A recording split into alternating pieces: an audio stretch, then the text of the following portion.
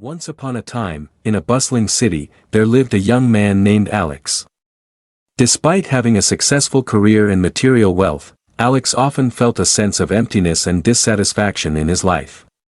He spent his days chasing after more money, possessions, and status, believing that these would bring him happiness and fulfillment. One day, while on a business trip to a rural village, Alex met an elderly woman named Mrs. Chen. Mrs. Chen lived a simple life, tending to her garden and caring for her family. Despite having very little in terms of material possessions, Mrs. Chen radiated joy and contentment. Intrigued by Mrs. Chen's demeanor, Alex struck up a conversation with her.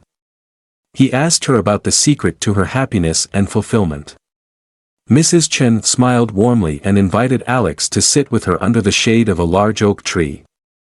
"Life is not about the things we acquire or the achievements we accumulate," Mrs. Chen began. "True happiness comes from within, from the relationships we nurture, the experiences we cherish, and the love we share." As they talked, Mrs. Chen shared stories of her own life, the joys and sorrows, the triumphs and challenges.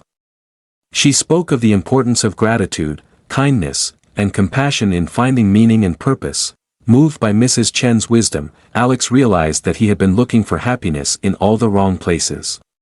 He had been so focused on external success that he had neglected the things that truly mattered: his relationships, his passions, and his own well-being. From that day on, Alex made a conscious effort to prioritize what truly mattered in life. He spent more time with his loved ones, pursued activities that brought him joy and fulfillment, and cultivated a mindset of gratitude and appreciation for the present moment. As the years went by, Alex found that his life became richer and more meaningful than ever before.